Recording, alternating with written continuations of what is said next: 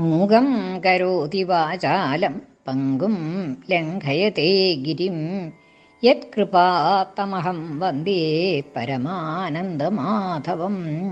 ഇന്ന് നാരായണീയം 32-ാമത്തെ ദശകത്തിൽ 1ഉം 2ഉം ശ്ലോകങ്ങളുടെ അർത്ഥം പറയാം.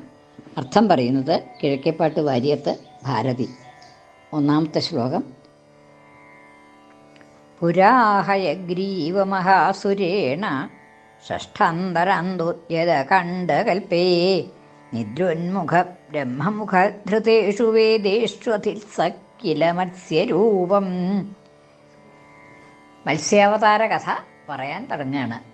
ആദ്യത്തെ അവതാരമായിട്ടുള്ള മത്സ്യാവതാര കഥ ആണ് ഇനി പറയാൻ പോണത്. ഈ ദശകത്തിൽ പറയണത് മത്സ്യാവതാരത്തിൻ്റെ കഥയാണ്. എങ്ങനെയാണ് മത്സ്യമായിട്ട് ഭഗവാൻ അവതരിക്കാനുള്ളതായിട്ടുള്ള കാരണം പറയുകയാണ്.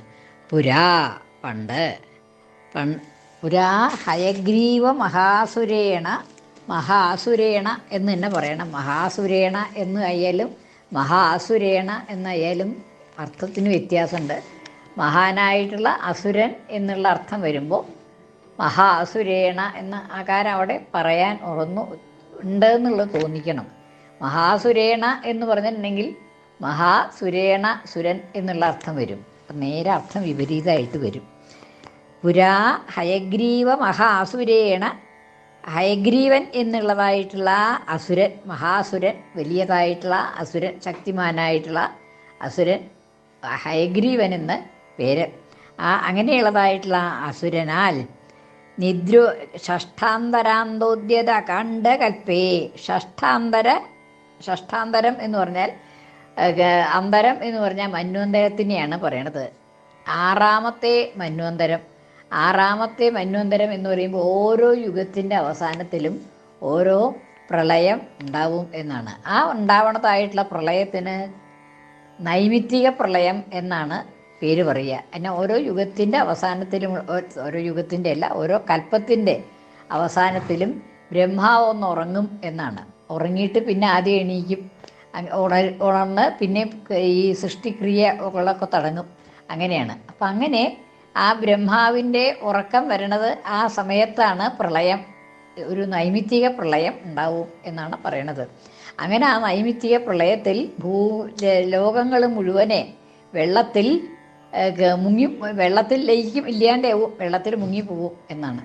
അപ്പം അങ്ങനെ ഉള്ളതായിട്ടുള്ള ഷഷ്ഠാന്തര, അങ്ങനെ ആറാമത്തെ മന്വന്തരം എന്നാണ്. മനുവിൻ്റെ കാലഘട്ടം, ഒരു മനുവിൻ്റെ ജീവിതം അങ്ങനെയാണ്. ഒരു കൽപ്പം മുഴുവൻ ഒരു മനുവാണ്. പിന്നത്തെ കൽപ്പത്തിൽ വേറൊരു മനു, അങ്ങനെയാണ്. അപ്പം ഇങ്ങനെ ഈ ഒരു കൽപ്പം കഴിഞ്ഞ് രണ്ടാമത്തെ കൽപ്പം വരണേൻ്റെ ഇടയിലുള്ളതായിട്ടുള്ള സമയത്തിന് മന്വന്തരം എന്ന് പറയും. ആ മന്വന്തരം ആരംഭിക്കാനായിട്ട് തുടങ്ങുമ്പോൾ, അതായത് ഒരു മനുവിൻ്റെ കാലം കഴിഞ്ഞിട്ടുണ്ടാവുന്നതായ മഹാപ്രളയം, അങ്ങനെയാണ് ആ മഹാപ്രളയം അപ്പോഴാണ് ഉണ്ടാവും. ഒരു മന്വന്തരം കഴിയുമ്പോൾ, ഒരു മനുവിൻ്റെ കാലം കഴിയുമ്പോൾ ആ ഒരു മഹാപ്രളയം ഉണ്ടാവും. അതായത് ഒരു കൽപ്പം കഴിയുമ്പോൾ ഉണ്ടാവുന്നതായ മഹാപ്രളയം. ആ പ്രളയത്തിന് നൈമിത്തിക പ്രളയം എന്നാണ് പേര് പറയുക. ഷഷ്ഠാന്തര അന്തോദ്യത അകാണ്ഡകൽപേ. ആ സമയത്ത് നൈമിത്തിക പ്രളയം ഉണ്ടാവുന്നതായ ആ സമയത്ത് ഷഷ്ഠാന്തരം ആറാമത്തെ മന്വന്തരം, അതാണ് ചാക്ഷുഷ മന്വന്തരം എന്നാണ് അതിന് പേര് പറയണത്. ആ ആറാമത്തെ മന്വന്തരമായിട്ടുള്ള ചാക്ഷുഷ മന്വന്തരത്തിൽ അകാണ്ഡകൽപേ, പെട്ടെന്നുണ്ടായതായ ആ മഹാപ്രളയത്തിൽ ഒരു നൈമിത്തിക പ്രളയം ഉണ്ടാവുന്നു. ഓരോ കൽപ്പത്തിൻ്റെ അവസാനത്തിലും ഉണ്ടാവുന്നതായ നൈമിത്തിക പ്രളയം. ആ പ്രളയത്തിൽ നിദ്രോന്മുഖനായിട്ടുള്ള, ഉറങ്ങാൻ ഭാവിക്കുന്നതായിട്ടുള്ള ആ കൽപ്പത്തിൻ്റെ അവസാനത്തിൽ ബ്രഹ്മാവ് ഉറങ്ങും എന്നാണ്. ആ ഉറങ്ങിയിട്ട് പിന്നെ ആദ്യം സൃഷ്ടിയൊക്കെ, അപ്പോൾ ആ ബ്രഹ്മാവ് ഉറങ്ങുന്നതായിട്ടുള്ള സമയത്ത് ഈ ലോകങ്ങളൊക്കെ പ്രളയജലധിയിൽ ലയിച്ച് ഇല്ലാണ്ടാവും. അപ്പോൾ അങ്ങനെ ആ സമയത്ത് ബ്രഹ്മാവിൻ്റെ ഉറക്കം ആണ്. അങ്ങനെ ആ ഉറങ്ങാനായിട്ട് ഭാവിക്കുന്നതായ അവസരത്തിൽ, ബ്രഹ്മാവ് നിദ്രോന്മുഖനായിട്ടുള്ള അവസരത്തിൽ, നിദ്രയ്ക്ക് ഉന്മുഖനായിട്ട് ഉറക്കം വന്നുകൊണ്ട് ഇങ്ങനെ കൊട്ടുവായിടുക അങ്ങനെയൊക്കെ ഉണ്ടല്ലോ ഉറക്കം വരുമ്പോൾ, അങ്ങനെയുള്ളതായ നിദ്രോന്മുഖനായിട്ടുള്ള ബ്രഹ്മാവിൻ്റെ മുഖാത് മുഖത്തിൽ നിന്ന്, അതായത് വായ പൊളിച്ചു ബ്രഹ്മാവ് എന്നാണ്. കോട്ടുവായ ഉറക്കം വരുമ്പോൾ കോട്ടുവായ ഇട്ടിട്ട് ബ്രഹ്മാവ് വായ പൊളിച്ചു. നിദ്രോന്മുഖനായിട്ടുള്ള ബ്രഹ്മാവിൻ്റെ മുഖാത് മുഖത്തിൽ നിന്ന്, ആ ബ്രഹ്മാവിൻ്റെ മുഖത്തിൽ നിന്ന് ഹൃതേഷു വേദേഷു വേദങ്ങൾ ഹരിക്കപ്പെട്ടപ്പോൾ, വേദങ്ങളപ്പം വേദങ്ങളെയൊക്കെ ആ ബ്രഹ്മാവ് വായ പൊളിച്ചപ്പോൾ ആ ബ്രഹ്മാവിൻ്റെ ഉള്ളിൽ ഉള്ളതായിട്ടുള്ള ആ വേദങ്ങളൊക്കെ ഈ ഹയഗ്രീവൻ എന്നുള്ളതായിട്ടുള്ള മഹാസുരൻ അപഹരിച്ചു കൊണ്ടുപോയി എന്നാണ്. നിദ്രോന്മുഖ ബ്രഹ്മമുഖാത് നിദ്രോന്മുഖനായിട്ടുള്ള ബ്രഹ്മാവിൻ്റെ മുഖത്തിൽ നിന്ന് ഹൃതേഷു ഹരിക്കപ്പെട്ടപ്പോൾ, അവിടെ ബ്രഹ്മമുഖാത് ഹൃതേഷു എന്നുള്ളത് പദം ചേരുമ്പോഴാണ് ബ്രഹ്മമുഖാത് ഹൃതേഷു എന്ന് പറയുന്നത്. ബ്രഹ്മമുഖാത് ഹൃതേഷു വേദേഷു വേദങ്ങൾ വേദേഷു എന്നവിടെ പദം മുറിക്കുന്നു. വേദങ്ങൾ ഇങ്ങനെ ബ്രഹ്മാവിൻ്റെ മുഖത്തിൽ നിന്ന് ഹരിക്കപ്പെട്ടപ്പോൾ, ആരാൽ? ഹയഗ്രീവ മഹാസുരേണ ഹയഗ്രീവൻ എന്നുള്ളതായ മഹാസുരൻ ഈ കൽപ്പാന്തത്തിലുള്ളതായ ആ നൈമിത്തിക പ്രളയത്തിൽ ബ്രഹ്മാവ് ഉറങ്ങാൻ തുടങ്ങുന്നതായ അവസരത്തിൽ അദ്ദേഹത്തിൻ്റെ മുഖത്തു നിന്ന് ഈ വേദങ്ങളെ അപഹരിച്ചു കൊണ്ടുപോയി, തുറന്ന വായിൽ നിന്ന് വേദങ്ങളെ അപഹരിച്ചു കൊണ്ടുപോയി എന്നാണ്. അങ്ങനെ അപഹരിച്ചു കൊണ്ടുപോയതായ അവസരത്തിൽ ഹൃതേഷു വേദേഷു അധിത്സ കില മത്സ്യരൂപം മത്സ്യരൂപം അധിത്സഹ കില. അധിത്സഹ എന്ന് മധ്യമപുരുഷനായിട്ട് പ്രയോഗിച്ചതുകൊണ്ട് ത്വം എന്നവിടെ വന്നോളും. അങ്ങ് ഭഗവാൻ മത്സ്യരൂപം അധിത്സ കില മത്സ്യരൂപത്തെ സ്വീകരിച്ചു അത്രേ. അസിത്സ സ്വീകരിച്ചു, ആദാനം ചെയ്തു സ്വീകരിച്ചു അത്രേ എന്ന് കില എന്നുള്ളത് കൊണ്ട് സ്വീകരിച്ചു അത്രേ. അങ്ങനെയാണ് കേൾക്കണത്. ഈ മഹാപ്രളയത്തിൽ വേദങ്ങളെല്ലാം ബ്രഹ്മാവിൻ്റെ മുഖത്തിൽ നിന്ന് ഹയഗ്രീവൻ എന്നുള്ള അസുരൻ അപഹരിച്ചു കൊണ്ടുപോയതായ അവസരത്തിൽ അങ്ങ് ആ വേദങ്ങളെ വീണ്ടെടുക്കുന്നതിന് വേണ്ടി മത്സ്യരൂപത്തെ സ്വീകരിച്ചു അത്രേ എന്ന ആ ശ്ലോകത്തിൻ്റെ അർത്ഥം. രണ്ടാമത്തെ ശ്ലോകം. സത്യവ്രതസ്യ രമിളാധിഭർത്തുർനദീജലേ തർപ്പയതസ്തദാനീം കരാഞ്ജലൗ സഞ്ജ്വലിതാകൃതിസ്ത്വമദൃശ്യഥാ കശ്ചന ബാലമീന. ഇനി ആ സമയത്ത് ഭഗവാൻ എങ്ങനെയാണ് അവതരിച്ചത് എന്ന് പറയാണ്. ഈ വേദങ്ങളെ വീണ്ടെടുക്കാനായിട്ട് ഭഗവാൻ എങ്ങനെ അവതരിച്ചു എന്നുള്ളത് പറയാണ്. സത്യവ്രതസ്യ രമിളാധിഭർത്തുഹു രമിളാധിഭർത്തുഹു സത്യവ്രതസ്യ. ആ രമിള ദേശത്തിൻ്റെ അധിപനായിട്ടുള്ള സത്യവ്രതൻ എന്നുള്ള രാജാവ്. സത്യവ്രതസ്യ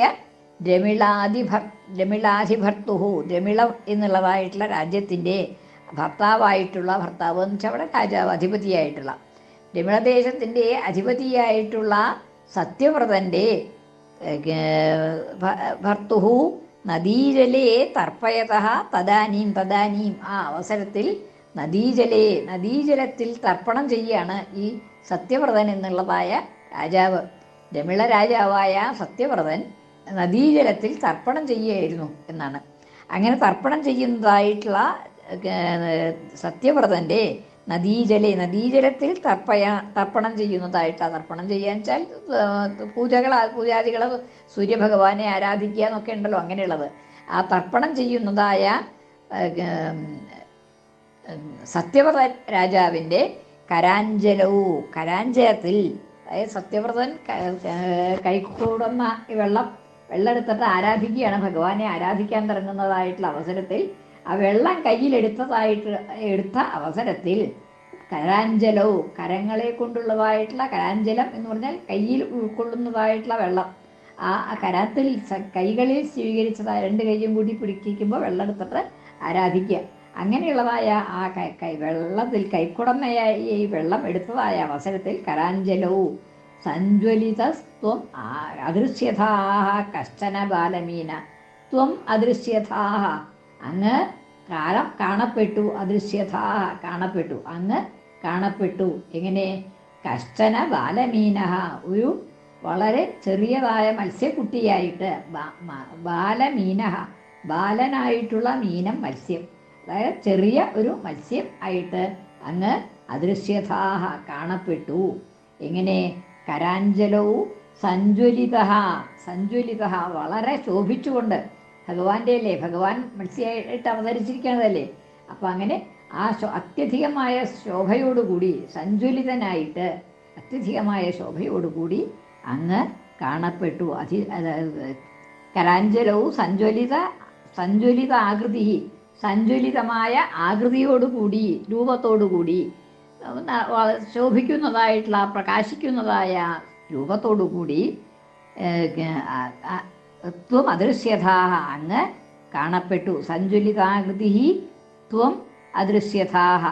കശ്ചന ബാലമീന, ഒരു ബാലമീനമായിട്ട്, മത്സ്യക്കുട്ടിയായിട്ട് അങ്ങ് കാണപ്പെട്ടു. അങ്ങനെയാണ് അങ്ങ് അവതരിച്ചത് എന്നാണ്. ആ കൈക്കുടന്നയിൽ ഒരു മത്സ്യമായിട്ട് അങ്ങ് അവതരിച്ചു എന്നാണ് പറയണത്. ഒന്നും കൂടി ചൊല്ലാൻ 2 ശ്ലോകം. പുരാഹയഗ്രീവ മഹാസുരേണ ഷഷ്ഠാന്തരാന്തോദ്യത കാണ്ഡകൽപ്പേ നിദ്രോന്മുഖ ബ്രഹ്മമുഖ ഘൃതേഷു വേദേഷ്വധിസ കില മത്സ്യരൂപം. കൃഷ്ണാർപ്പണം. മലയാള പരിഭാഷ. പണ്ട ഹയഗ്രീവനതെന്ന ദൈത്യനാറാമതാം കൽപ്പമതിനൊടുക്കം വിധിയുറങ്ങാൻ തുനിയെ ഹരിച്ചു വേദം മുഖാൽ നീയൊരു കൊച്ചുമീനായി. സത്യവ്രതസ്യ രമിളാധിഭർത്തുർനദീജലേ തർപ്പയതസ്തദാനീം കരാഞ്ജലൗ സഞ്ജ്വലിതാകൃതിസ്ത്വമദൃശ്യഥാ കശ്ചന ബാലമീന. സത്യവ്രതൻ ദ്രാവിഡ ദേശരാജൻ നദീജലേ തർപ്പണമേകിടുമ്പോൾ കരത്തിലേറ്റം പ്രഭയോടെ മിന്നിക്കണ്ടങ്ങയെ കുഞ്ഞൊരു മത്സ്യമായി. സർവത്ര ഗോവിന്ദനാമ സങ്കീർത്തനം. ഗോവിന്ദ ഗോവിന്ദ.